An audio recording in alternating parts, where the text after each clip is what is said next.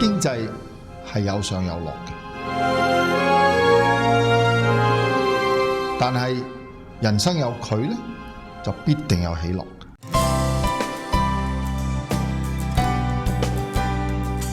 人生係萬變嘅，但係耶穌嘅愛係永遠不變嘅。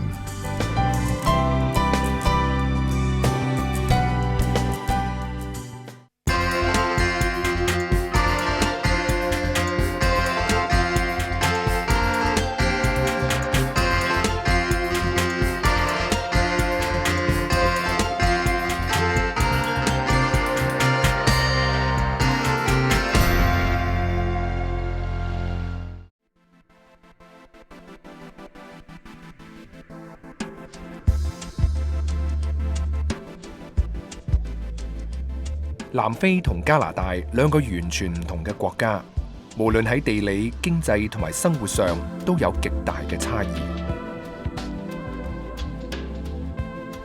一班年輕人願意暫時放低舒適嘅生活，踏上南非，去經歷上帝奇妙嘅作為。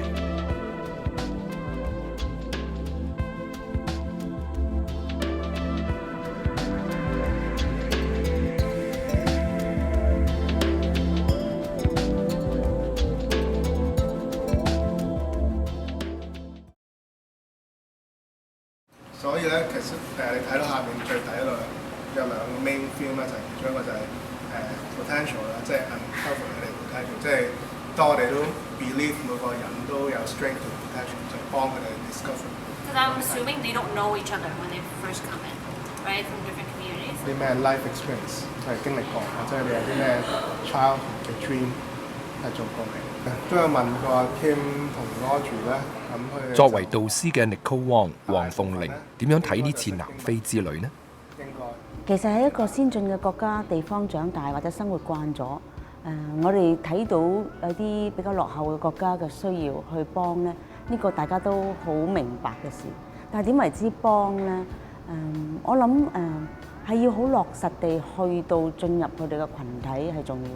咁可能你又話咁幾次或者係咁短時間點能夠進入咧？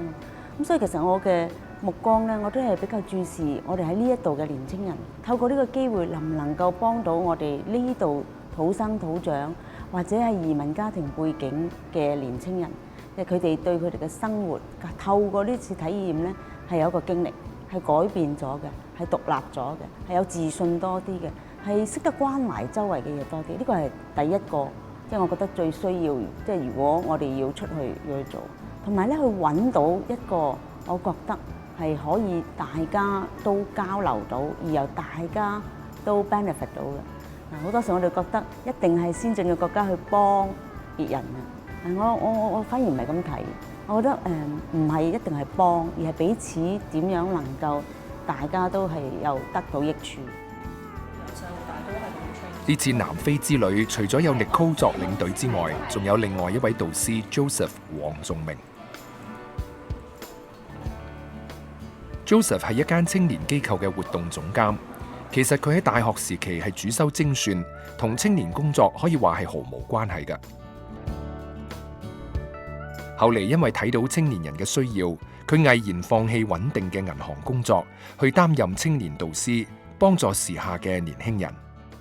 睇到呢度嘅 youth 嘅需要咯，因為我自己都係即係細個過嚟嘅時候長大，咁就兩邊嘅 culture 都有少少，但係有兩頭唔到岸，其實都幾辛苦嘅。因為嗰陣香港讀小學英文又唔係太好啦，咁啱啱嚟嘅時候又唔係好適應，咁後尾越嚟越大嘅時候都喺中學都有唔同嘅 friend 啦，咁有一 group 就係多啲係 local born 喺度出世，一 group 就香港啲，咁所以兩邊都好似融入到，但係又好似又唔同。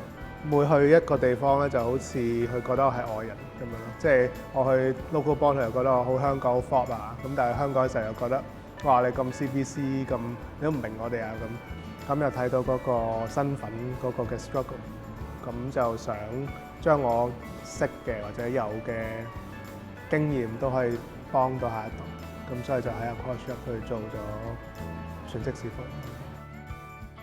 當 Joseph 接觸年輕人嘅時候，佢會分享佢嘅個人經歷，亦都會透過唔同嘅活動，讓年輕人關注更多世界上社會公義嘅問題。因為我覺得作為基督徒，我一定需要 take action in social justice。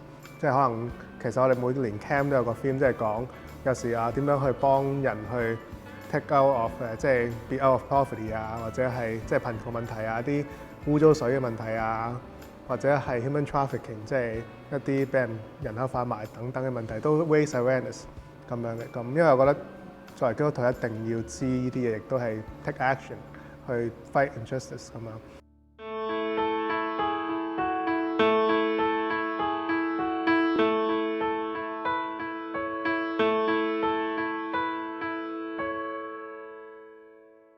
納爾遜·曼德拉 （Nelson Mandela） 係南非著名嘅反種族隔離革命家，大家都視佢為南非嘅國父。Never and never again shall it be that this beautiful land will again experience the oppression of one by another。當選總統之前，曼德拉因為領導反種族隔離運動，被南非法院以密謀推翻政府嘅罪名將佢拘捕。而呢一度就係佢被捕嘅地方。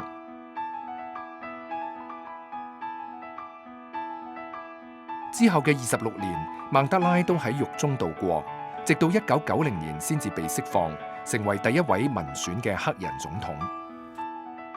佢一生致力於廢除種族隔離制度同埋實現種族和解，而且消除貧困同埋社會嘅不公。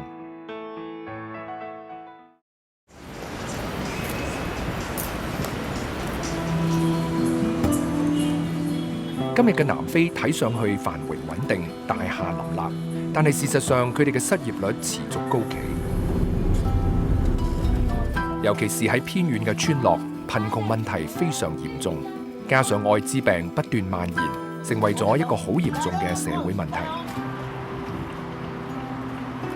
喺一次偶然嘅機會 ，Joseph 同 Nicole 認識咗一位喺南非做義工嘅朋友。喺佢嘅介紹之下，了解更多南非偏遠村落嘅情況。佢哋認為呢個係好好嘅機會，所以喺2014年 ，Joseph 同 Nicole 親自前往南非一趟。2月嘅時候就真係去咗啦，因為我哋即係我覺得即係成日講或者 educate 啲 youth 去做呢啲嘢，但係自己唔去親身經歷去睇，唔去做咧就係唔得啦，即係自己要做咗先。咁所以就去啦，而同 Nicole 去咗2個禮拜。我特別就係尋找即係婦女背後，即係佢哋家庭裏邊有冇啲咩嘅年青人，而佢哋嘅生活嘅生命上邊係需要交流嘅咧。咁所以我係都幾專注係揾呢一群人翻嚟。咁所以經過2-3年揾到有一班人，佢哋都覺得好需要，又或者咧有啲嘢咧我哋可以交流。咁我就咁樣開始去同呢個機構合作。喺南非嗰2個禮拜 ，Nicole 同 Joseph 有好深嘅感受。當我去到南非嗰陣時候咧，我見到嗰啲嘅特別係啲青少年好開心。佢哋嘅衫咧、衣着咧，其實係好少嘅。咁佢哋一定着校服㗎，返學。點解啊？因為唔使我咁多件衫啊嘛。咁然之後咧，佢哋嘅住嘅屋咧係好簡陋、好簡陋嘅，冇乜話特別嘅設施啊。所有嘅設施俾佢哋嘅咧都係就地取材，洗手間嘅都係哇！我諗我哋嘅 youth 去到一定會覺得啊，呢個已經係一個好大嘅挑戰。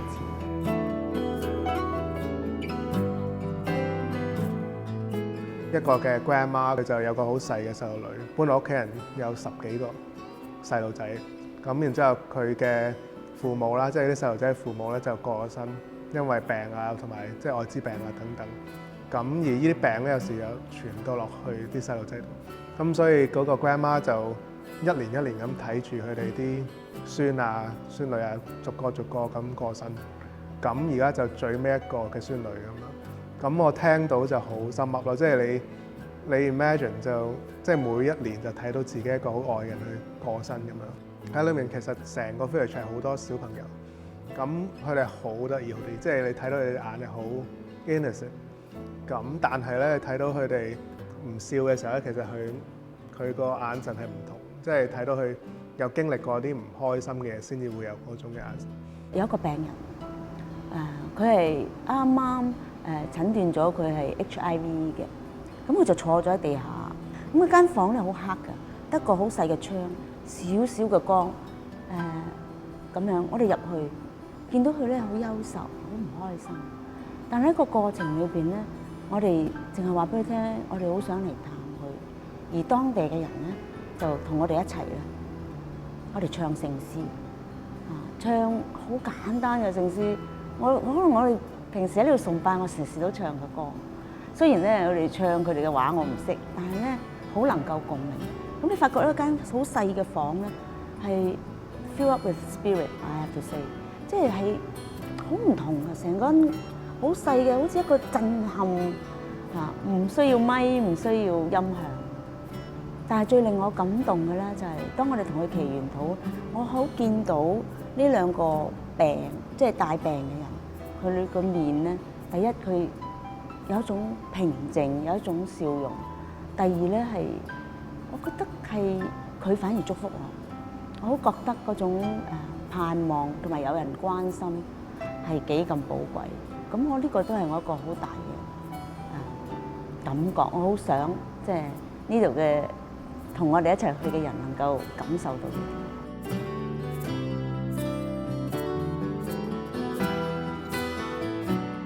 咁後尾我哋又去咗有一個 youth group 啦，咁嗰度就同佢帶咗一啲嘅 leadership 嘅 activity。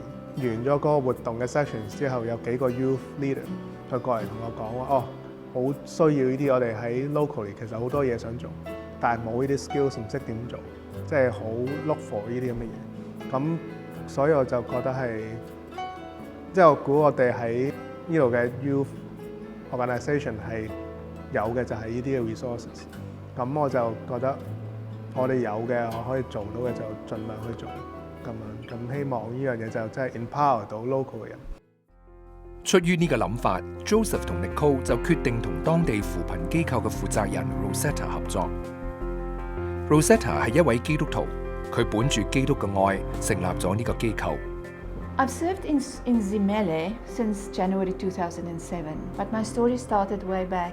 It happened at the end of the apartheid era in 1995, when as a South African who was a white South African who was fed certain information through the media, and suddenly that information changed and you hear the other side and you think, this is impossible.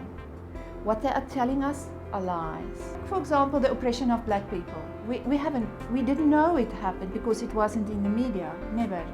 You would hear little bits, but it was justified and you think, it's not that bad, people are exaggerating, and then suddenly you are faced with the reality and the truth.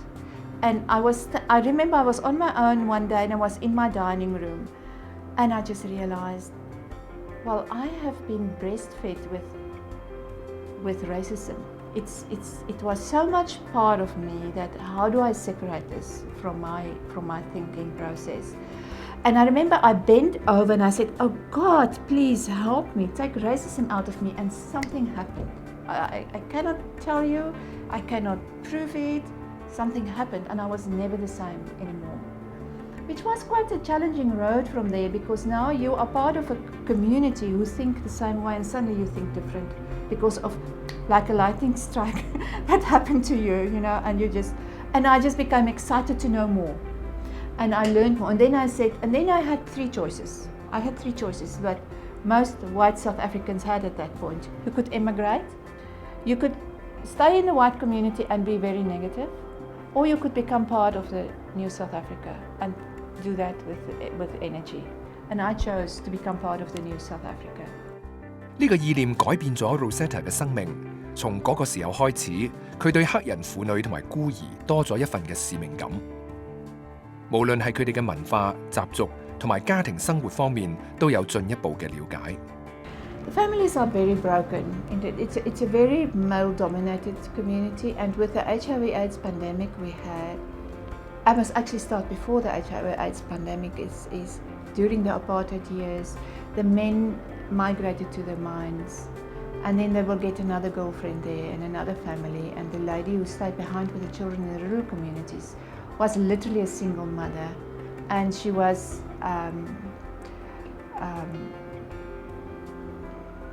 she was dependent on his generosity. Willie sent money. He will come over Christmas time once a year, but for the rest it was her and her children. And that is how the HIV/AIDS crisis happened, is he will live at the mines and then contract AIDS and then come back to the rural community and then infect his wife, and then the parents will die and the children will stay behind. So in the rural communities there are a high number of orphan children, also a high number of very vulnerable children. There's a lot of alcohol abuse, there's a lot of drugs abuse, there's a lot of no hope. I just know there's a lot of brokenness. 對 Rosetta 嚟講，要面對呢啲破碎嘅心靈一啲都唔容易，但係透過神嘅愛，佢有唔同嘅睇法。It was very sad, but I'm this opportunist. So in any sad thing or any negative thing, I see an opportunity. So it excited me and said, oh, we can go and do this and we can go and do that. Energized me as well.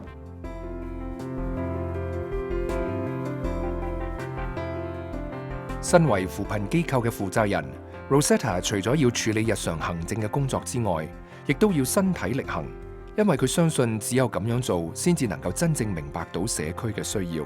I have a very strong believing that what you encourage other people to do, make sure you do it yourself. You don't go to a poor community and tell them to have vegetable gardens if you do not have your own vegetable garden. Otherwise you don't talk about the vegetable garden, because you have to lead an example and you have to have an understanding of the difficulty. 正因為 Rosetta 事事親力親為，佢明白到南非婦女每日所要面對嘅困難係遠遠超過一般人所能想像嘅。If a couple of years ago, if you are not submissive, you can be killed. We live in a country where life is threatened every day for all of us. Okay, so you need to be submissive every day. Now suddenly Zimele comes in and Zimele say, we cannot work with 20 crafters. We need to work with 2 leaders. You need to identify the leaders, but now you must understand what pressure we actually put those leaders under, because it's women who always had to be submissive to whoever, because a family member might become jealous, a neighbor might become jealous and put a spell on them through witchcraft, and if they go sick, they believe it was a spell on them. Maybe it wasn't, but that's what they believe, so it's their reality. So suddenly we take women and we give them additional training and we give them a sort of a power over the others, because they have to go back with information that the others don't have, and they have to teach them. In our culture, that is the norm. In that culture, it can become life-threatening. And we really have to build the capacity of everybody in that group to respect each other. So you have 2 scenarios here. You have a crafter, a leader, who is for the first time in her life have the space to be a leader and she overdo it. Or you have people in the group who don't respect her and undermine her. That's where my staff put a lot of effort in, is working with these things from a Christian perspective, working with them. So it's not direct gospel preaching, but it's all the gospel principles that is in the program is. 透過 Rosetta 嘅分享 ，Joseph 同 Nicole 發現大家嘅理念好相似。其中一樣嘢去 emphasize 係幫嗰度啲 women 去 self-sustain， 去 stand on their own feet。咁因為好多時我哋成日幫第三世界國家或者係幫嗰啲貧窮人，淨係覺得捐咗錢俾佢哋就夠啦，或者係助養啲小朋友就夠，即係呢啲係好，但係佢哋唔可以 long term 都 depend on 我哋。咁而呢個 organisation 最好就係真係教佢哋每一個人佢哋有嘅長處，就幫佢哋發掘，咁然之後又幫佢哋去將嗰啲 strength 去 build up 咁樣啦。即係譬如有啲 woman 係煮嘢好叻嘅，咁就教佢哋 bakery， 即係焗蛋糕或者咩去賣。跟住有啲對細路仔好有愛心啊，好知道點 take care 細路，就幫佢哋去起一個幼兒園啊，或者係教佢點樣做 teacher， 去起間學校啊。咁所以係每個人都有唔同 unique 嘅 strength 嘅時候，就教佢哋呢樣嘢。咁我即時咧我就諗起，咦，其實我嘅工作幫緊我嘅年輕人成長，其實最重要都唔係淨係同佢解決問題，最重要都係佢能夠真係自立，能夠有一個獨立嘅思考，佢去到邊度咧，佢都可以面對，唔係逐個問題點樣解決，而係佢人生點樣改變或者有判斷。喺呢句説話裏邊咧，我就好共鳴。咁喺嗰一次我就第一個印象覺得，我能唔能夠透過呢個嘅機會可以幫到我哋嘅年輕人，或者用咩方法都好，幫佢哋 stand on their own feet 咧。呢個係我第一句對我嚟講好有震撼嘅一句説話。咁所以我覺得對我哋喺 Across 所做嘅 youth work 嚟，即係我哋每個 youth 都覺得佢哋有 potential。咁我哋只不過要點樣幫佢哋揾翻佢哋自己嘅潛質出嚟。咁所以我覺得有好多嘢係相似同埋 link 到一齊。Joseph 同 Nicole 好希望透過南非之旅幫助到加拿大嘅年輕人。佢哋嗰邊嘅人咧好多嘅 joyfulness， 即係好開心啊！即係雖然佢哋所面對嘅處境係同我哋爭好遠，即係可能佢食下一餐都唔知有冇，或者係佢 living condition 好差，即係淨係住啲乜嘢都冇嘅時候，但係佢哋有嗰種嘅喜樂，生命裏面喜樂咁。而我覺得我哋呢邊嘅年青人或者我哋自己都係需要學習咩叫一個簡單嘅生活，乜嘢係先係我哋最重要，生命裏最重要嘅。咁我覺得我哋係真係可以學到呢啲嘢。佢哋可能喺物質上係貧乏，但係佢哋好 rich 嘅生命。但係我哋呢邊係靈命上或者係精神上係好缺乏。我好多時候面對住好多年輕人咧，有時望住佢哋咧，好似喺個點唔識得喐。咁嗰時如果帶佢哋睇下個世界，可能唔同啲嘅喎。咁呢個一直都係我嘅諗法。我相信係會經歷咗唔同，或者當青少年人佢喺成長裏邊有一啲嘅點，佢企喺度唔識喐，可能有啲外嚟嘅嘢咧，佢哋係識得喐。咁呢個一直都係咁諗。所以 Joseph 同 Nicole 決心要帶一班年輕人到南非睇一睇外面嘅世界。點解我想去南非係一嚟 Joseph 同 Nicole 又去咗 South Africa 啦，咁都聽到好多佢哋嘅故仔，即係 message 我話哇好嗰邊啲人好唔同，咁我成日問佢有啲咩唔同，佢話真係好難去 share 㗎，即係要當中喺佢哋身邊去同佢哋接觸 connect， 你先 feel 到嗰樣嘢。咁我都覺得哇，如果有機會即係出到去明白究竟佢哋睇到啲咩。咁由5歲嗰陣時咧，已經移民咗去南非。2年前就為咗治安問題啦，就過咗嚟加拿大。我覺得其實本身南非嘅人係唔係咁 rude 啊，或者有 attitude 咁樣。以前啲人其實都係好善良嘅。For 20 years 喺嗰度咁多嘢都變緊，其實係咯 ，something is breaking my heart。咁真係想睇翻佢哋嘅另一面 ，like something true 俾我 believe in that they are really nice 係咯。一路以嚟就係覺得social justice 同埋我係想 protect 嗰啲最無助嘅人，我係以神嘅女兒去幫助其他神嘅子女。And we are all considered equal in the eyes of the Lord。佢哋亦都希望將開辦領袖訓練營嘅經驗同當地嘅領袖分享，所以應承喺當地舉行一個3日2夜嘅訓練營。我哋喺呢度做嘅 Youth Leadership Camp 同佢哋嘅 youth 需要嘅嘢完全係冇關係㗎。但係佢哋覺得，即係嗰邊啲人覺得原來係好有 meaningful。但係我覺得一個 universal 嘅 message， 而呢個 message 都係我哋去 bring 去 camp， 就係 mentality over reality。今次南非美嘅嘢，我哋可以有去 share 到有我哋學到啲嘢俾佢哋。想 encourage 啲人係see the beauty in all things。我哋將會同佢哋一齊踏上南非之旅，去經歷上帝奇妙嘅作為。想知道佢哋到達當地之後嘅情況，請留意下一集《恩語之聲》。如果你想了解更多基督信仰，歡迎致電恩語生命熱線，或者登入恩語之聲嘅網頁同我哋聯絡。我哋好樂意同你分享。願神賜福你。